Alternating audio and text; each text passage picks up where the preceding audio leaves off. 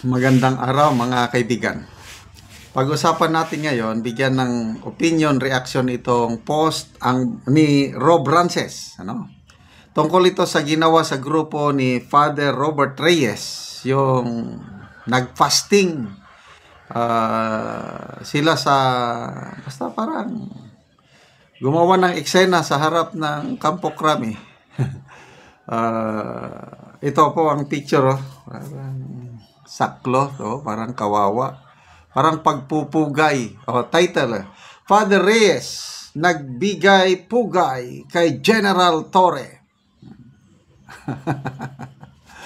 Basahin ko dito. Nagtipon ang grupo ni Father Reyes sa harap ng Camp Crame, suot ang sako, may abo sa mukha at braso at nag-alay ng dasal at pasasalamat kay dating PNP Chief Torre nitong Huwebes kahapon. Wow, saklot. Ito ang sabi ni Rob Rances, Dr. Rob Rances, hindi lang magaling na doktor ito, magaling din siya sa salita ng Diyos sa Bible. Ito, sabi na, read your Bible, Reyes.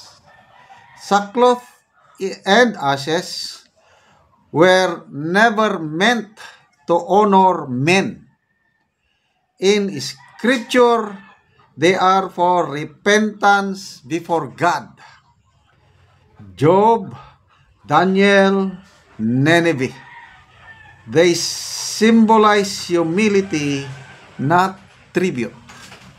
You've crossed the line by using the sacred acts of fasting and ashes to honor Torre.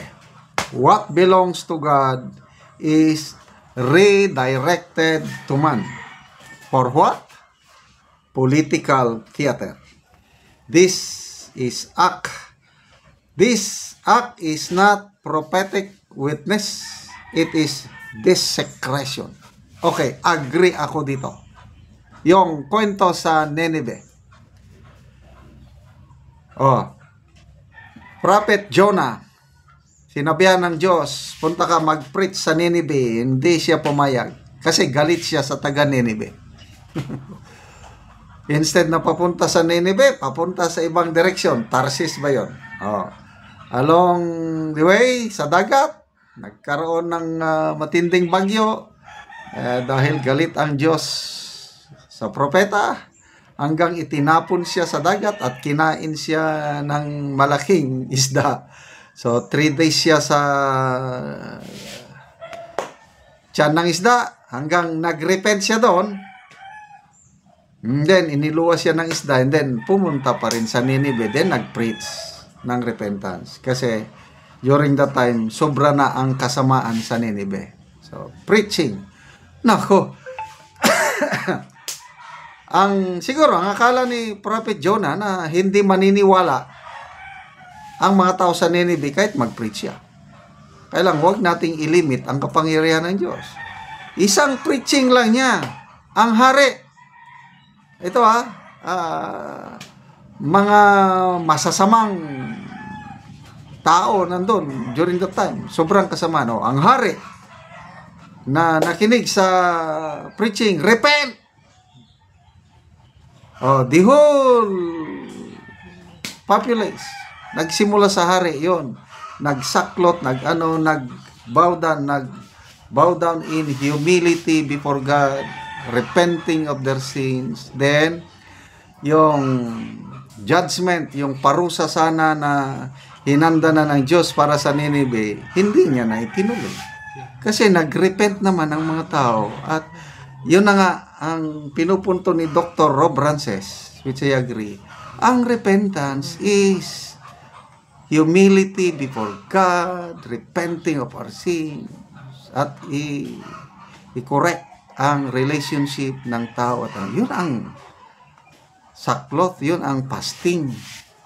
David, nung nagkasala si Haring David, yung ginawa niya kay Bathsheba, kay Uriah, commit siya ng adultery, murder, then namatay yung anak niya with Bathsheba. Anong ginawa niya? Fasting. Sackcloth. Inamin niya yung kasalanan niya. Nag-petition before God na buhayin pa rin ng Diyos yung anak. Namatay pa rin. Ayun po. So, political theater, drama, pa-effect, I don't know. Basta, do not use fasting, sackcloth, ashes to honor men. Mali. I agree. Mali. It is a desecration towards God. Bahala na si Father Reyes. Magbasa tayo sa mga comments. They are honoring Torre. Mary Manuel, our God is a jealous God. Practice what you preach. Father Reyes. King Quintanar, blasphemy by a priest. Margiox Giyaw, one time I heard on Joe Rogan podcast, Catholic rituals and bathing are based on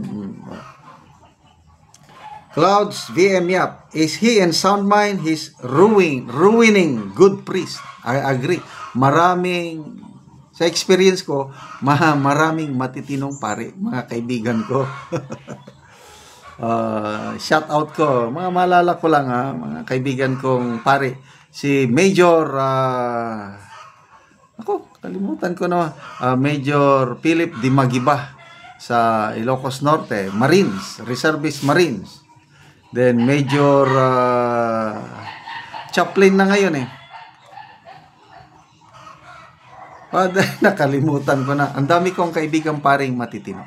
Saludo ako sa mga, ito nga, nadadamay yung mga matitino, itong ginawa ni Father Reyes. Macle de Guzman, you remind me of CBCP, Rob. Why are they too lenient and quiet with all the fiasco about budget and flood control? O walang walang, although narinig ko lang si Cardinal David, tama, yung head ng CBCP, nag-sermon siya, binabatikos niya yung anak, yung Nepo Bebes, yung gumastos ng 759,000 sa isang dinner. Yun lang, na all others, tahimik sila. Father Reyes, may statement ba siya? Reklamo ba tungkol sa nangyaring corruption sa flood control? Wala. Ito lang kay General Torre. Ino-honor nila through their fasting, sackcloth, and everything. Bahala ng Diyos sa kanila. Okay, salamat mga kaibigan sa inyong pagsubaybay sa ating channel. Nakakatulong kayo ng malaki sa Tribong Talandig ng Bukidnon dahil ang sweldo natin sa channel na ito is pantulong natin sa tribo. Namimigay tayo ngayon ng livelihood assistance, nagpapatanim ng saging lakatan at Arabica coffee. Panoorin nyo ang video na ito. Ano ko sa area ni Rodani o magtanom siya karon og kape.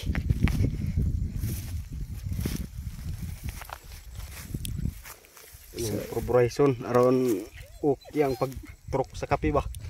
Kuan na daan, na mix na daan ng iti og puradan. I-mix nato ni daan kay aron. So muna ni ang nahatag kang Rodani nga sidling nga nindot kayo muna ni siya ang among napalit nga tag 25 pesos ang kada isa. Ang guys aso gali ko kaya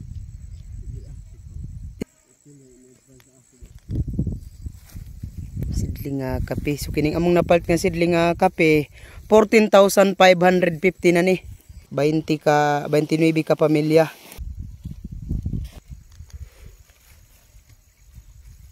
Og muna ni itsura sa kape ni Rodani nga kape na sad ni siya isa ka bulan. So muna ang una niyang tanom. So karon nagtanom na pud siya. So kining iya 600 na ni kapunuan.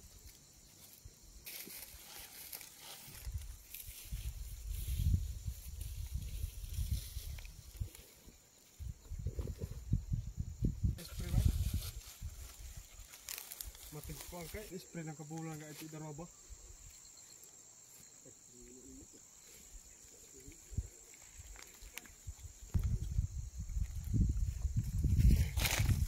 At sa nagsuporta aning pagtanam namo aning kape kay maawas nami anis kalisod o niya labaw sa tanan nga katabang pud ang Ginoo nga. Mm. Katanom pud mi ani. So Mm. panalangin ang gid mi ani nga maayo pud ang pagturok sa among kape. Mm. Kaya makapaeskwela pud mi sa among mga anak pon ug mangunod na ni among kape. Salamat gid sa Ginoo. Salamat kaayo.